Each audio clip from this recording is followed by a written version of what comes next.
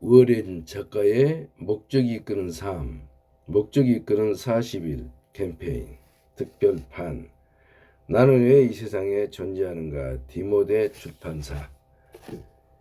목적이 이끄는 삶 35페이지 3일째 D3일 삶의 원동력. 또 살펴보니 모든 수고와 성취는 이웃에 대한 시기심에서 발생하였다. 전도서 4장 4절. 쉬운 성경.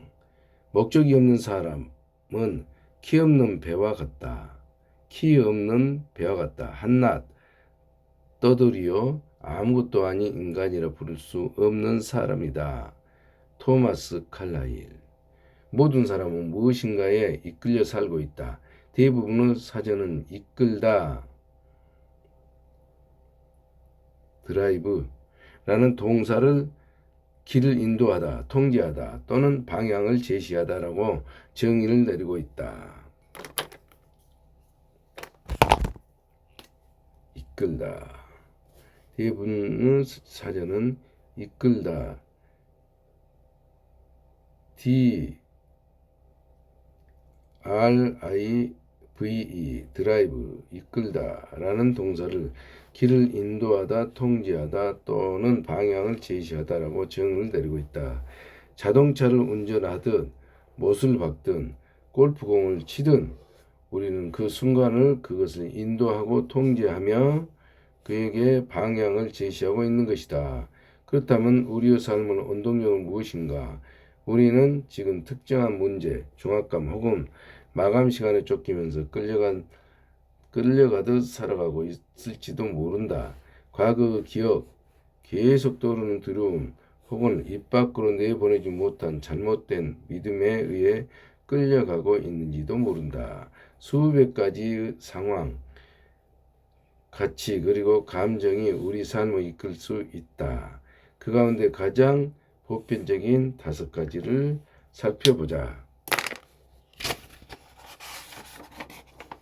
많은 사람이 죄의식에 의해 끌려다닌다. 이렇게 과거 죄의식에 의해 끌려다니는 삶은 후회에서 벗어나고 수치심을 감추기 위해 결국 삶 전체를 허비하는 것이다. 죄의식에 의해 끌려다니는 사람들은 기억에 의해 조작된다. 그들은 과거가 미래를 지배하도록 내버려 둔다. 그리고 때때로 무의식적으로 자신들의 성공을 파괴함으로써 스스로를 처벌하려고 한다. 가인이 죄를 지었을 때 그 죄의식은 자신을 하나님의 임재로부터 멀어지게 했고, 하나님은 너는 땅에서 피하며 유리하는 자가 되리라. 창세기 4장 12절 말씀. 이 말씀은 목적 없이 헤매는 오늘날 많은 사람들의 삶의 모습을 그리고 있다. 우리는 과거 산물이지만 과거에 갇힐 필요는 없다. 하나님의 목적은 우리를 과거로 인해 제한받지 않는다. 그분은 제한받지 않다. 하나님의 목적은 우리의 과거로 인해 제한받지 않는다. 그분은 모세라는 살인자를 지도자로 바꾸셨고 기드온이라는 겁쟁이를 용감한 영웅으로 바꾸셨다. 또한 우리의 남은 삶을 통해서도 엄청난 일들을 하실 수 있다. 하나님은 사람들이 자유롭게 시작할 수 있도록 해주시는데 전문가이시다. 성경은 말한다.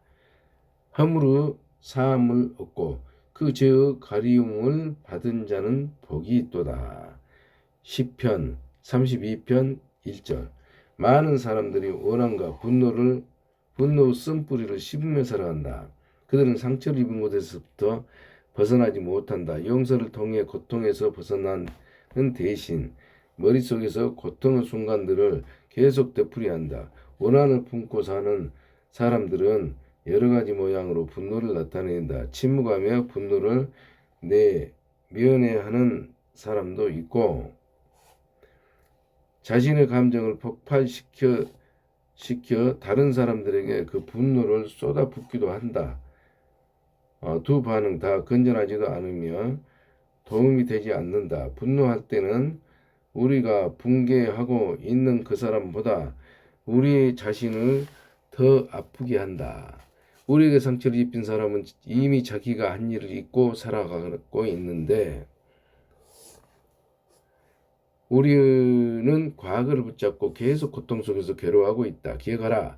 우리가 원한을 품고 상처를 계속 싸매고 있는 한 우리의 상처는 계속 상처로 남고 그 상처로는 결코 아물 수 없다. 과거는 과거일 뿐이다. 아무것도 우리의 과거를 바꿀 수 없다. 우리는 원한을 품고 있기 때문에 스스로에게 상처를 주고 있다. 우리 자신을 위하는 가장 좋은 길은 과거에서 교훈만 얻고 잊어버리는 것이다. 성경은 이렇게 말하고 있다. 분노가 미련한 자를 죽이고 시기가 어리석은 자를 멸하느니라. 욥기 5장 2절 말씀. 많은 사람들은 두려움에 이끌어 살아간다.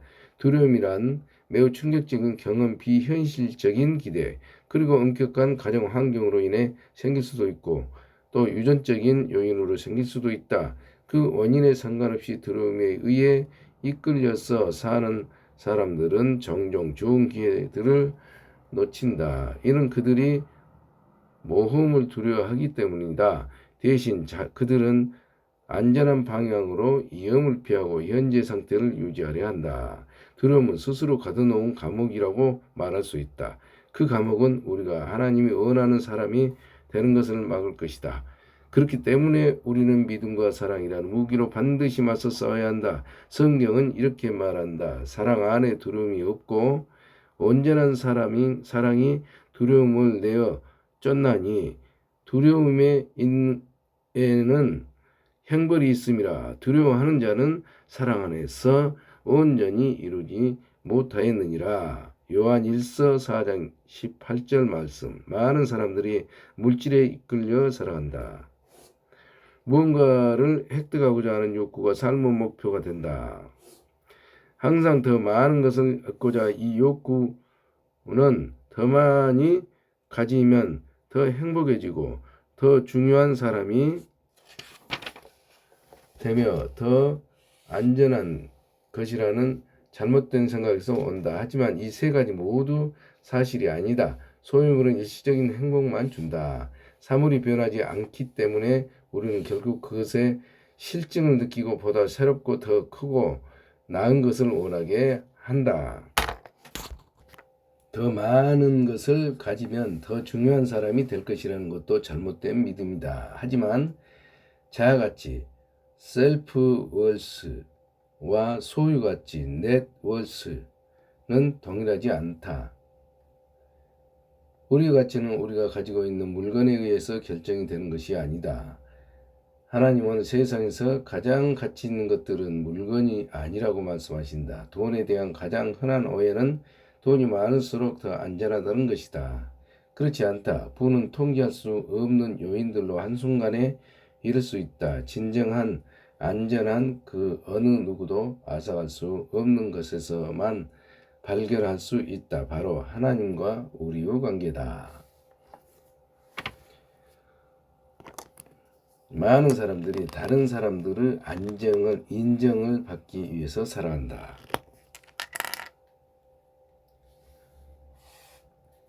그들의 부모나 배우자 혹은 자식이나 스승 또는 친구들 그리고 수많은 다른 사람들이 기대가 그들의 삶을 주관하도록 내버려둔다. 성인이 된 후에도 도저히 만족하지 않는 부모를 만족시키기 위해 노력하는 많은 사람들이 있다. 또 어떤 사람들은 주변의 압력에 끌려간다. 다른 사람이 자신에 대해 어떻게 생각하는지를 항상 걱정한다. 불행하게도 군중을 따라가는 사람을 군중 속을 헤매며 길을 잃게 된다. 나는 성공으로 이끄는 모든 길에 대해서는 알지 못하지만 한 가지 분명히 아는 것은 모든 사람을 만족시키려고 노력하는 것은 실패로 가는 길이라는 것이다. 다른 사람의 의견에 의해 통제받은 것은 우리의 삶을 향한 하나님의 목적을 놓치게 만드는 길이다. 예수님은 한 사람이 두 주인을 섬기지 못할 것이니 마태복음 6장 24절이라고 말씀하신다.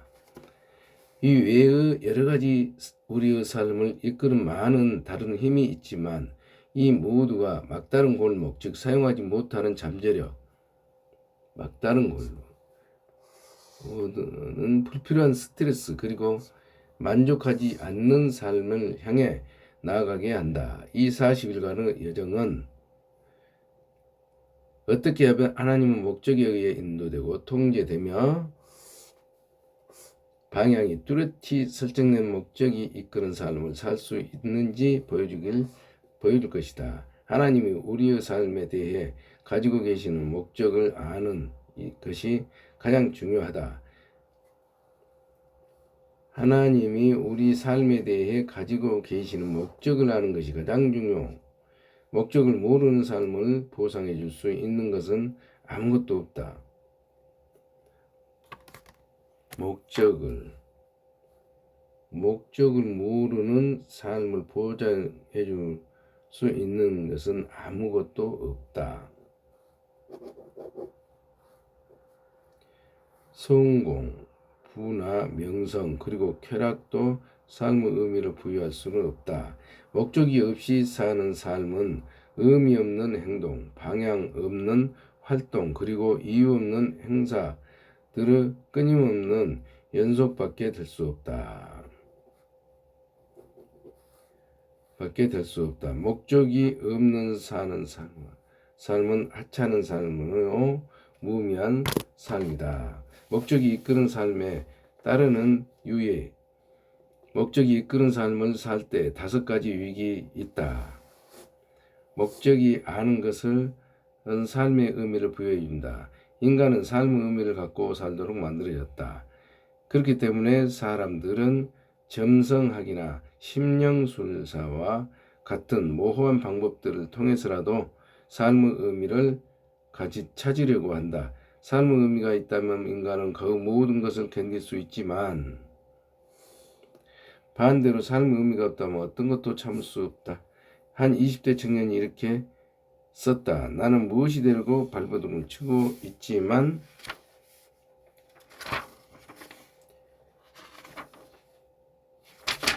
진정으로 무엇이 되려고 하는 줄도 모르기 때문에 실패자임이 틀림없다. 오직 네가 할 줄 아는 것은 대충 살아가는 것뿐이다. 언젠가 내 삶이 목적을 발견할 때야 비로소 나는 살기 시작한다고 느낍니다. 하나님이 없다면 삶에는 어떤 목적도 있을 수 없고 목적이 없는 삶은 의미가 없다. 의미가 없다면 삶의 중요함이나 소망도 없다. 성경에도 많은 사람들이 이러한 절망감을 표현했다. 이사야는 내가 헛되이 수고했으며 무익히 공연히 내 힘을 다했다. 이사야 49장 4절 말씀. 욥은 나의 삶은 절망적인 날들의 연속이다. 욥기 7장 6절 말씀. 고백했다. 욥은 이외에도 나는 포기한다.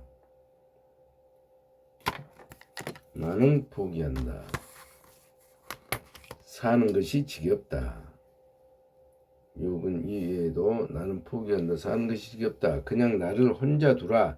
내 삶은 말도 안 된다. 욥기 7장 16절 라고 절규하기도 했다. 가장 큰 비극은 죽음이 아니라는 목적이 없는 삶이다. 죽음이 아니라 목적이 없는 삶. 가장 큰 비극은 죽음이 아니라는 목적이 없는 삶이다. 소망은 우리의 삶의 공기와 물만큼 중요하다. 삶의 역경을 극복해 나가기 위해서 소망이 필요하다. 버니 시걸 박사는 100세까지 살고 싶습니까? 라는 질문을 그가 돌보고 있는 암 환자들에게 물어보면 그가 병마를 이기고 회복할 수 있는지 알 수 있다고 말한다. 삶의 목적에 대한 깊은 이해가 있는 사람은 네라고 대답했고 이들이 생존할 확률이 가장 높다. 소망은 목적을 갖는 것에서부터 온다.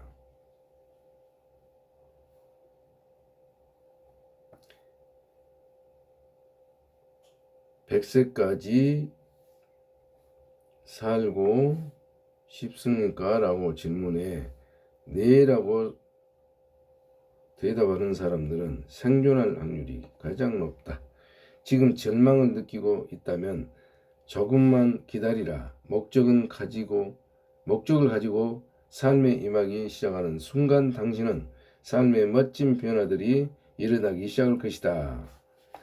목적을 가지고 삶에 임하기 시작하는 순간 당신의 삶에 멋진 변화들이 일어나기 시작할 것이다. 하나님은 말씀하신다.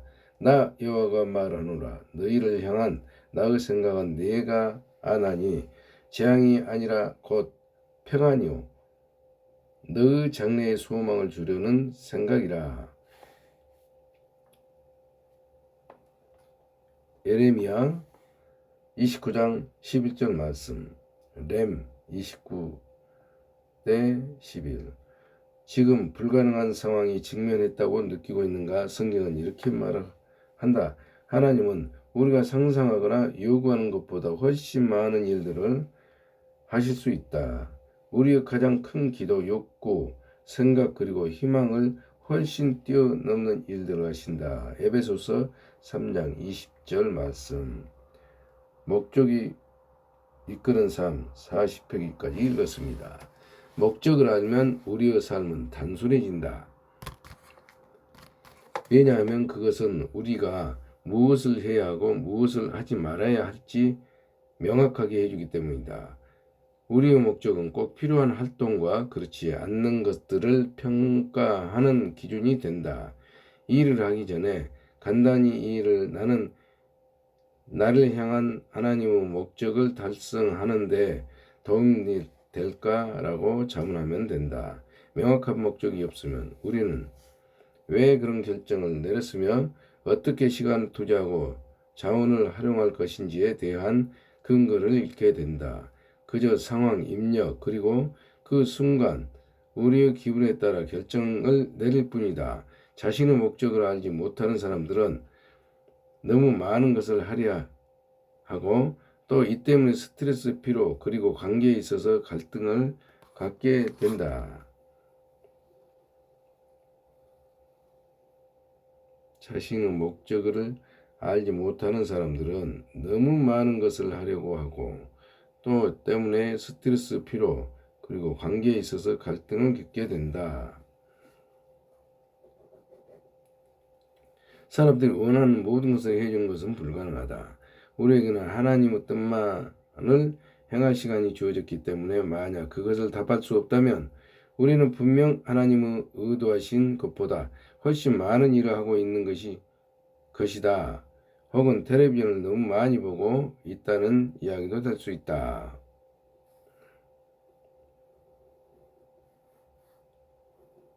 목적이 이끄는 삶은 더 단순한 삶의 방식과 분별 있는 계획을 갖게 한다. 성경은 이렇게 말한다. 남에게 보여주기 위한 삶은 공허한 삶이다. 평범하고 단순한 삶이 풍성한 삶이다.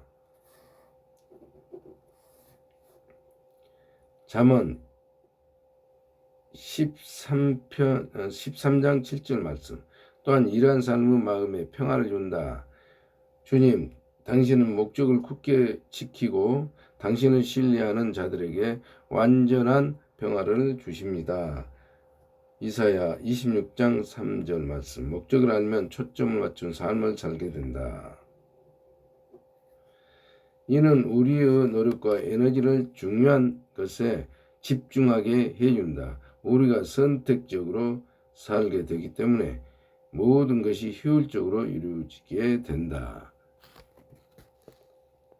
삶의 원동력 41페이지까지 읽었습니다. 하나님이 우리 삶에 대해 가지고 계시는 목적을 아는 것이 가장 중요하다. 목적을 모르는 삶을 보상해 줄 수 있는 것은 아무것도 없다. 아무것도 없다. 사소한 일들로 마음이 산란해지는 것은 인간의 본성이다. 우리는 우리의 삶에서 사소한 것들을 추구한다. 헨리 데이비드 소로우 사람들이 조용히 자포자기하는 삶을 산다고 말했지만 오늘날 이에 대한 더 적합한 설명은 목적 없는 산만함이다. 많은 사람들이 해전판이 돌아가는 것처럼 정신없이 계속 해전하기만 할 뿐 그 어디로도 가지 못한다. 명확한 목적 없이 우리는 계속 방향을 전환하고 직업관계, 교회 그리고 그 외의 외부적인 것들이 끊임없이 바꾼다. 명확한 목적 없이 우리는 계속 방향을 전환하고 직업, 관계, 교회 그리고 외부적인 것들을 끊임없이 바꾼다. 그것이 우리 마음의 혼란스러움을 안정시켜주고 공허함을 채워주기 바란다. 우리는 이번에 다를 거야 라고 생각하지만 그 기대가 초점과 목적의 결여라는 진정한 문제를 해결해 주지는 못한다. 그러므로 어리석은 자가 되지 말고 오직 주의 뜻이 무엇인가 이해하라. 에베소서 5장 17절 말씀. 초점을 맞추는 것을 힘이 빛을 통해서 알 수 있다. 넓게 흩어진 빛은 힘이나 영향력이 거의 없다. 하지만 빛의 초점을 맞추면 에너지를 모을 수 있다. 돋보기를 통해서 태양빛을 모아진다.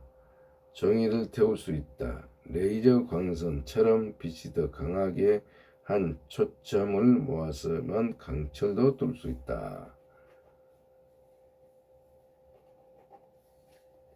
목적이 있고 초점 맞춰진 삶만큼 강력한 건 없다. 성령님은 능력으로 힘입어 하나님의 손에서 받은 목적이 이끄는 삶을 살 때 하나님의 선뜻을 능력 있게 감당할 수 있는 것이다. 역사에서 가장 큰 변화를 만들어낸 사람들은 가장 뚜렷한 목적을 가지고 산 사람들이었다. 예를 들어 사도 바울은 그 빈손으로 로마 제국에 기독교를 전파시켰다. 그 비밀은 초점이 맞춰진 삶이었다. 그는 이렇게 말했다. 나는 나의 모든 에너지를 이 한 가지에 집중시키고 있다. 과거를 잊고 미래를 기대한다. 빌립보서 3장 13절 말씀. 삶이 영향력을 갖길 원한다면 삶의 초점을 맞추라. 그만 천번거리라. 모든 것을 하려는 것을 멈추라. 적게 하라. 유익하다고 생각되는 활동도 잘라내라. 그것이 유익하고 좋은 활동일지라도 가장 중요한 것들만 하라. 활동과 생산성을 혼동하지 말아라. 무엇 때문에 목적이 없이 바쁘게 살고 있는가? 하나님이 우리를 위해 가지고 계신 모든 것을 원하는 사람들은 그 목표를 계속 바라보자. 빌립보서 3장 15절 말씀라고 바울은 말하고 있다. 목적을 알 때 삶의 동기가 유발된다. 목적은 열정을 낳는다. 뚜렷한 목적만큼이 힘이 되는 것은 없다. 반대로 목적 없으면 열정은 소실된다. 침대에 일어나는 것도 엄청난 부담이 될 수 있다. 의미 없는 별것 아닌 일들이 우리를 지치게 하고 우리의 기운을 빼앗으며 기쁨을 앗아간다. 조지 버나드 쇼는 이렇게 말했다. 이것이 삶의 진정한 기쁨이다. 위대한 목적이라고 여겨지는 것을 위해 사용되어지는 것. 세상이 우리를 행복하게 해주지 않는다고 불평하는 이기적인 이름 아픔과 슬픔 덩어리보다 자연스러운 힘이 되는 것이다. 목적을 알므로써 영생을 준비할 수 있다. 많은 사람들이 이 땅에서 영원한 유산을 만드는데 인생을 보낸다. 그들은 죽은 후에 기억되고 싶어한다. 하지만 궁극적으로 중요한 것은 다른 사람들이 우리의 삶을 대해 어떻게 얘기하느냐가 아니고 하나님이 우리에 대해서 어떻게 생각하시느냐이다. 다른 사람들이 우리가 평생 이룩한 것 이상으로 이루어갈 것이고 기록은 깨어지며 명성은 사라지고 공로는 잊혀진다는 사실을 사람들은 깨닫지 못한다. 대학 시절 제임스 dobson의 목표를 학교 테니스 챔피언이었다. 그는 열심히 노력했고 자신의 트로피가 학교 트로피 전시장에 놓여졌을 때 너무 자랑스러웠다. 그런데 몇 년 후 어떤 사람이 트로피를 우편으로 보내왔는데 학교 재건축 당시 쓰레기통에서 발견한 것이었다. 제임스 dobson은 말한다. 얼마간 시간이 흐른 뒤에 당신 삶의 모든 트로피는 누군가에 의해서 버려지게 된다.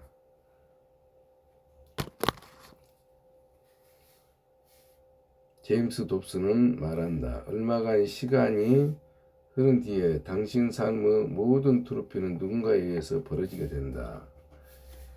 지구상에 유산을 남기기 위해 사는 것은 근시안적인 목표일 뿐이다. 영원한 유산을 남기는 삶을 사는 것이 시간을 더 유용하게 쓰는 방법이다. 우리는 이 세상에서 기억되기 위해 이 땅에 보내진 것이 아니다. 우리는 영생을 준비하기 위해 이 땅에서 보내졌다.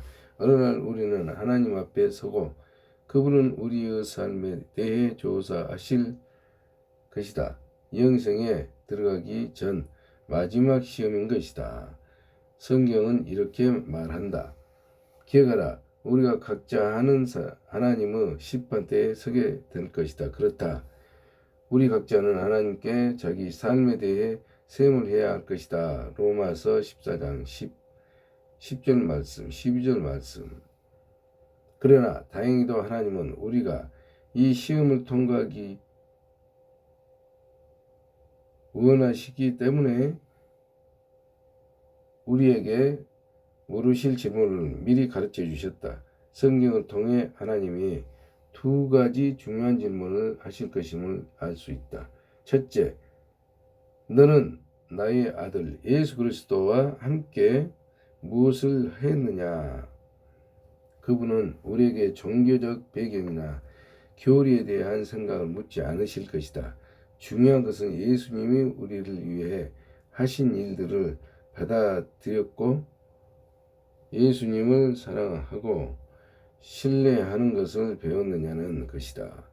예수님은 내가 곧 길이요 진리요 생명이니 나로 말미암지 않고는 아버지께로 올 자가 없느니라.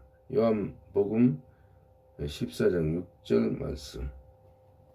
두 번째 질문은 내가 너에게 준 것들로 너는 무엇 했느냐이다. 너는 삶을 통해 무엇을 했느냐? 내가 준 은사와 재능, 기회, 에너지, 인간관계 그리고 자원들로 무엇을 했느냐?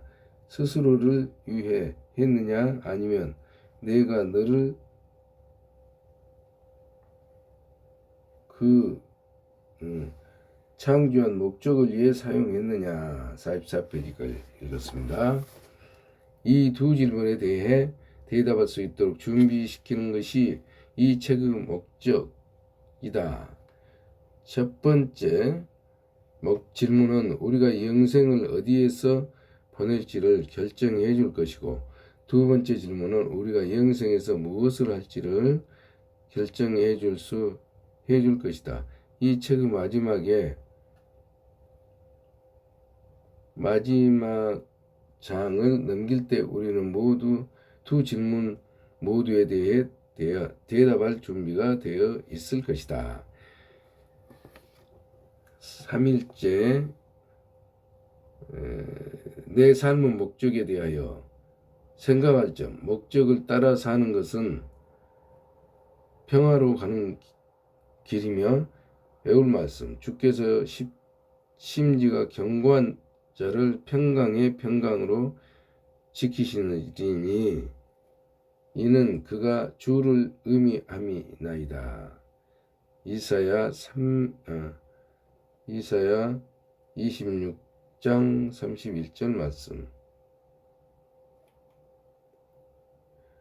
이사야 26장 3절 말씀. 삶으로 떠나는 질문. 가족과 친구들은 내 삶의 원동력을 무엇이라고 말하겠는가? 나는 진정 어떤 사람이 되고 싶은가?